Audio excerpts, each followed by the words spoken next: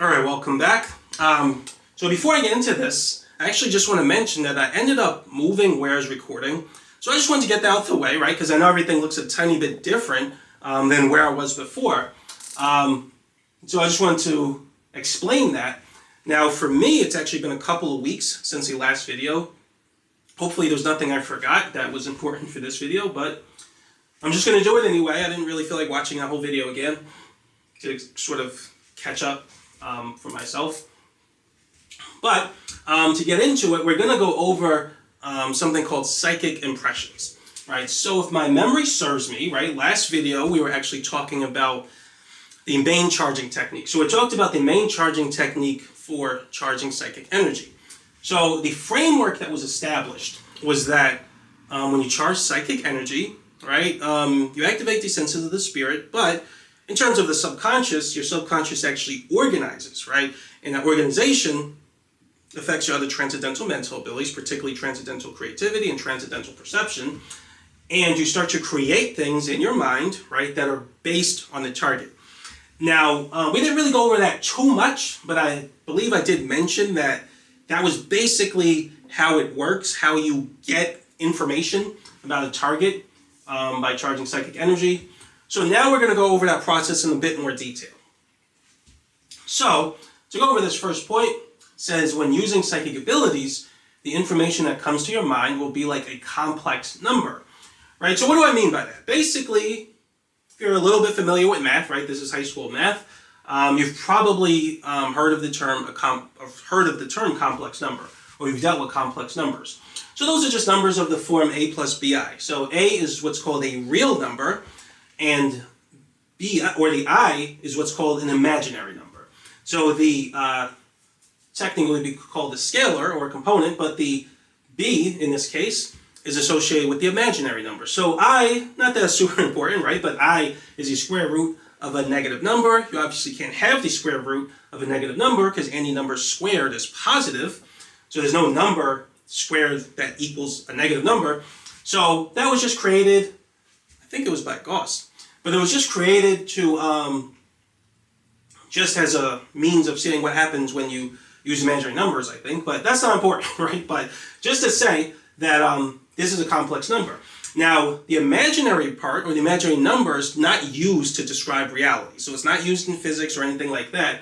Complex numbers are used in physics, but they allow you to use shortcuts that allow you to use the real part to describe reality. The real part would be considered A. You never use the I to describe things you observe in reality.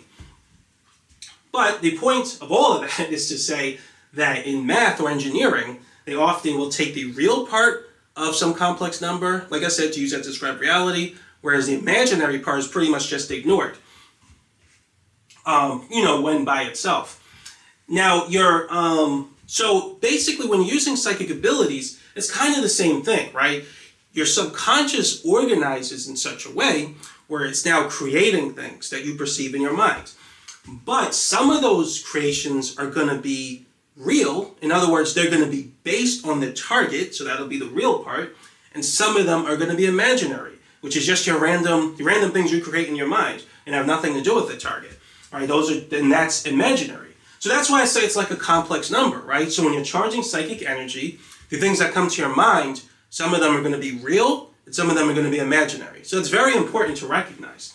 Now, going to go over this next point, information that's based on the target is called a psychic impression, right? So very important. What I mean by that is when you're charging psychic energy. So we talked about how you would charge psychic energy.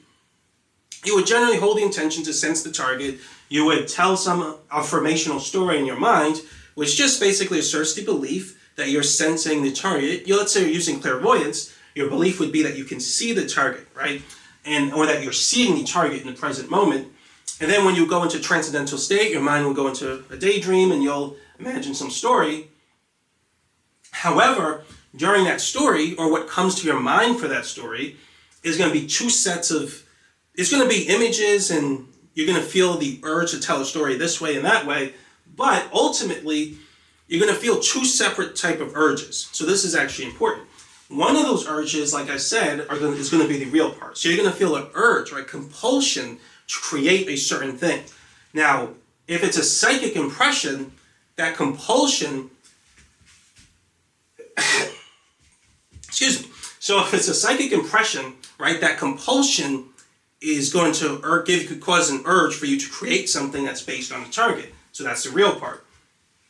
Now, if it's not a psychic impression, you're going to feel an urge to create something that has nothing to do with the target and it's just your random imagination. That's the imaginary part. So when you're charging psychic energy, you're gonna see images that come to your mind, and you're gonna feel an urge to create stuff in your imagination that's generally gonna fall in those two categories. One's real and one's imaginary.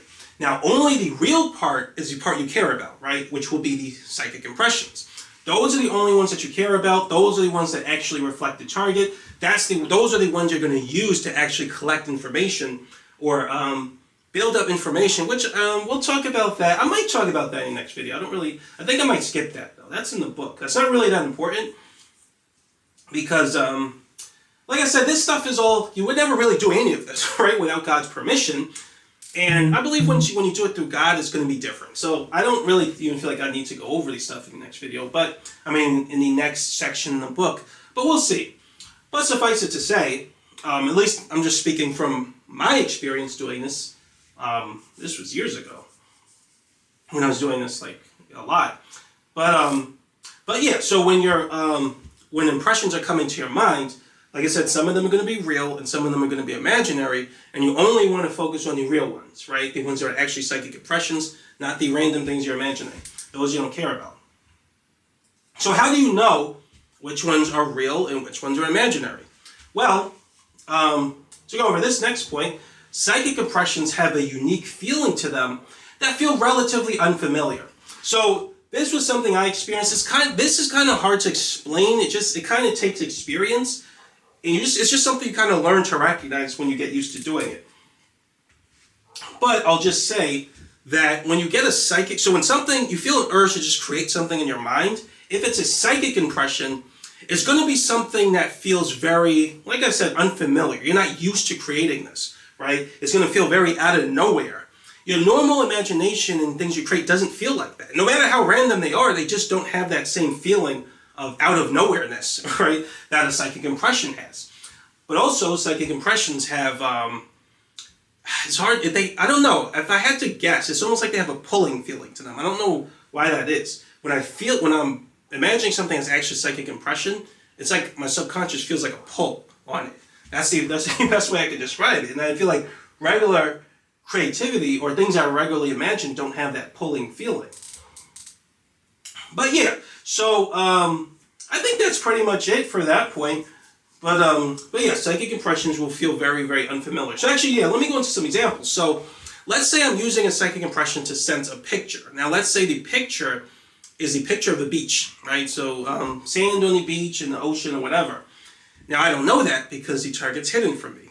Let's say I hold the intention to see the target, then I'm going to see the target's, like I said, it's a picture. What's going to end up happening is as I charge psychic energy relative to that intention, my subconscious will organize and I'll keep feeling an urge to create something in my mind when I enter a transcendental state. Now, some of those things are just going to be random things in my imagination, right? They have nothing to do with the target. But if I successfully transcendentally connect to the target and I successfully charge in a way that allows me to sense the target or create based on the target, then I'm going to feel an urge to start creating things that I might think of or I might feel when I'm looking at the picture of a beach, right? Now, it's important to recognize that what I create might not even be the actual picture. It's just going to be based on the picture or based on the target. So that's important. So if it's a picture of a beach, I might start creating a whole bunch of yellow in my mind or whatever the color of sand is, right? Like it's like a light brown or whatever. Or I might feel a rocky or sandy kind of feeling, a grainy feeling. Something I might feel, like I said, when I think of a beach, right? So now I don't know what the target is though. So when I hold the intention to sense some target, I might just randomly start feeling that, having that feeling on a very intuitive level. The level of intuition basically is just the subconscious level, and your subconscious is organizing. It's organizing but hasn't organized very far yet. So we just call it intuition when it hasn't organized very much yet. And hasn't charged very much, so the compulsion isn't very strong.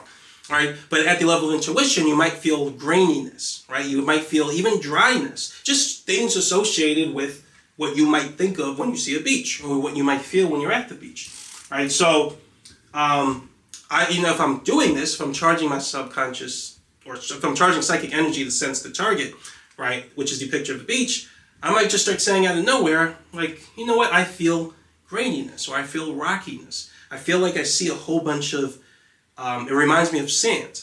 Now, what's important is that I might even see sand somewhere else, right? I might see, because one time I did it and I saw sand on a playground, because playgrounds sometimes they have like a sandbox, right? Now, that's not the picture of a beach, but that's just how psychic energy works, right? You might see sand in some other scenario, right? And so, like I said, next video I'll talk about a little more, but that's kind of a problem with using psychic abilities, right? They're very, very vague. In fact, I talk about that in this next point. Let me just go over here. Psychic impressions are often vague and incomplete. So it is a misunderstanding. It is a misconception about psychic abilities that, this usually comes from scientists and atheists, but just imposing their own random conditions on how these stuff is supposed to work. But it is a misconception that when you use psychic abilities, people think that if it exists at all, right? So if it's possible to collect any information about a target at a distance, then it absolutely must be 100% clear with 100% clarity, and you know absolutely everything about the target like a second flat. And if that's not the case, then it's impossible, it doesn't exist at all, right? Nonsense. So no, when you use psychic abilities, you can collect information about the target, but it's not 100% clear, and it takes a lot of iterations, which I'll talk more about that in the next video, in the next section of the book. I might just skip that though. But it takes a lot of iterations to collect enough information to be able to reconstruct or make out what the target actually is. Let's say you get one hit or one impression about the target, that could be anything. Like I said, if it's a picture of a beach involving sand, I might see sand on a playground or something like that, or sand somewhere else, some other place I associate sand with, right? I can see sand in an hourglass, right? If that's what I think of when I think of sand. So that won't really have that much to do with the beach, but it's similar, right? And by the way, that's just a sand. That could have happened with the water on the beach. It could happen with animals I might think of on the beach. So it can happen with a lot of stuff. So psychic impressions by themselves are very, very vague, and they're very incomplete, right? And it can be annoying, right? And so you actually have to take a lot of psychic impressions, generally, for a target to finally make out what the target is. What I used to do is I would take a lot of impressions and then put them all together and try, like I said, talk about it more in the next section of the book. I think I'm just going to skip it, so I'm mentioning it here. But let's just say I would do something like that to kind of, I don't know if interpolate is the right word, but I would do that to kind of make sense of what the target is. And I would put all the information together to kind of fill in the blanks, basically, or just give my best guess at what the target might be based on that. And I'll talk about that in a moment. But yeah, that's how psychic impressions work. So let's, just as another example, let's say that the picture is actually just a picture of water, a glass of water, right? So if I'm charging my subconscious to sense the target, I might now feel an urge to create something that's related to water, right? I could see ice for all I know, right? So it's just going to be whatever your subconscious comes up with, right? Could be related to water. I could see ice. I could think of an ocean, right? I could think of a faucet, right? So just random things that come to my mind that make me think of water. But I could also think of a picture of an image in my mind that actually is very similar to the picture itself, right? So that can also happen. So it's important to recognize that many different things can come to your mind. Sometimes you'll see the image that comes to your mind will actually be, it'll represent the image you're actually seeing, and sometimes it'll be, for clairvoyance, sometimes it'll be an image that's just based on the picture that the target is, right?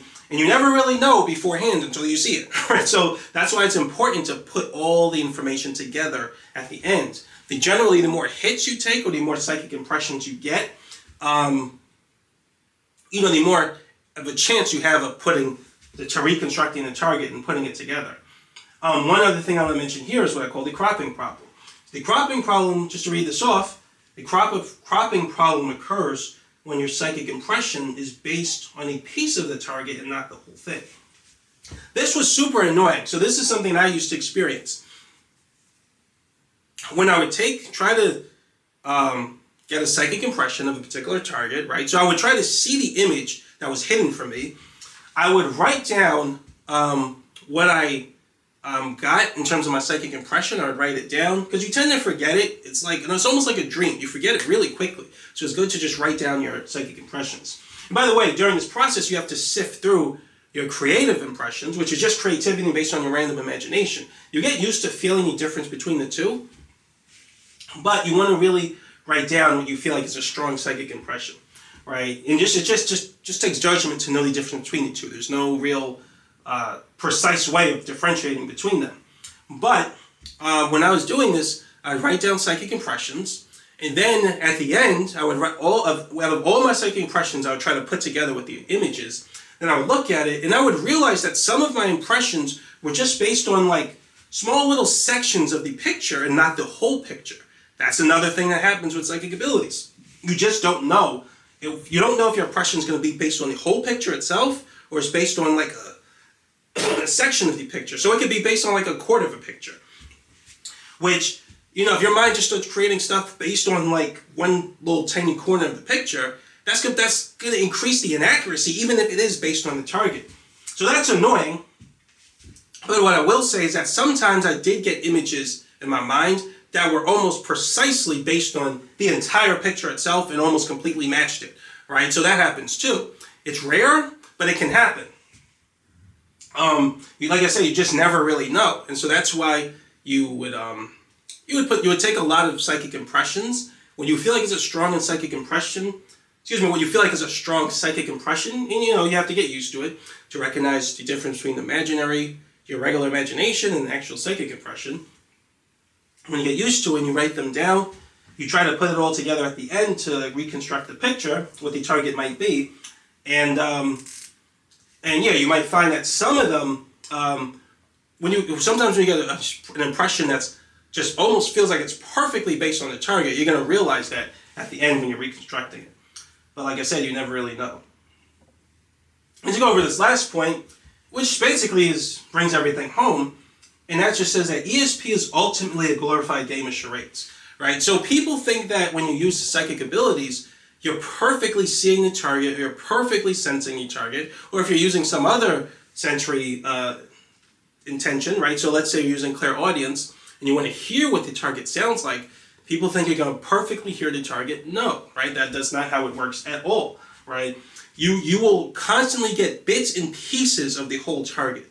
You don't know if that bit and piece is based on the whole target itself or just a piece of the target.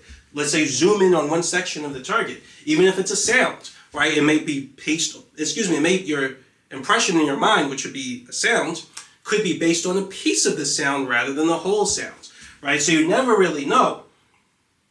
And so you would just take a lot of psychic impressions, then at the end, use them to make an educated guess of what the whole target is.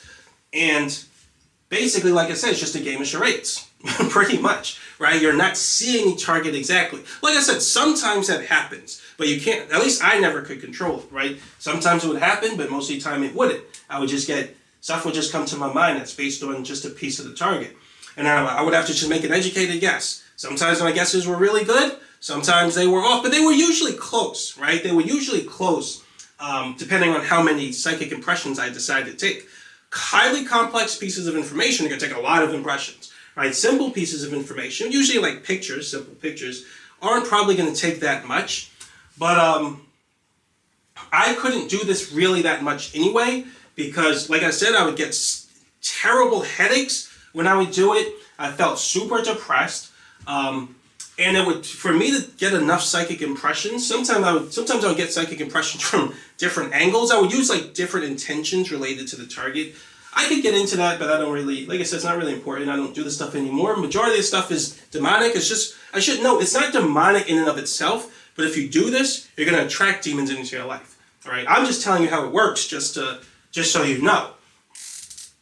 And you can avoid getting into this stuff and getting into New Age and having demons in your life because you're doing this stuff without realizing how it works. But yeah, when I used to do it, I would get crazy headaches. I would feel super depressed. And I didn't know at the time, but I was moving further away from God, right? And so, I don't recommend doing any of this now. If you did do this, and you kept practicing it, yes, your subconscious would charge. You would transcendentally connect to some target more. Your spirit would awaken more. So we talked about awakening. And so your psychic abilities would just kind of, you'd be able to use them more in general. But then demonic entities would just latch onto you and they would enhance your ability to use these. But it would come at the cost of having a relationship with a demonic entity, which you obviously don't want. It would do nothing but work to destroy you and your spirit. And so yeah, that's pretty much it. Like I said, I think I'm going to skip. I think in the next, I didn't even check it actually. In the next 2 sections, I think I'll talk about reconstructing the target. I just mentioned in this video because I'm not going to go over it. I think after that, what do I talk about after that? So yeah, I'm actually going to talk about psychic energy and using it in a more positive way in the next video. Now, I'm going to do it a little differently from how I did in the book because I kind of already discussed it the positive way. When I discussed it here in the book, I talk about psychic energy and the Holy Spirit, and the Holy Spirit can kind of increase your ability to perceive things, psychically, if it's God's will. But and we kind of went over that already, I think, if memory serves me. It's been a couple of weeks for me. But we're actually going to talk about something a little different.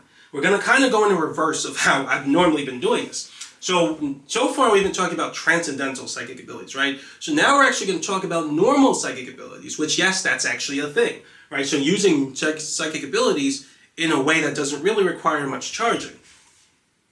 And that's actually going to be the more positive version of psychic abilities, which I think God does give us and does allow us to use. So I'm actually going to talk about that in the next video. And yeah, I'll tie that into maybe some of these topics I talk about in the book. I'm talking about using them in a positive way.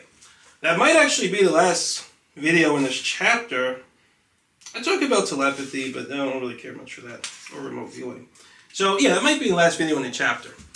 But yeah, that's not too important now though. But yeah, thanks for watching though, and I'll see you next video.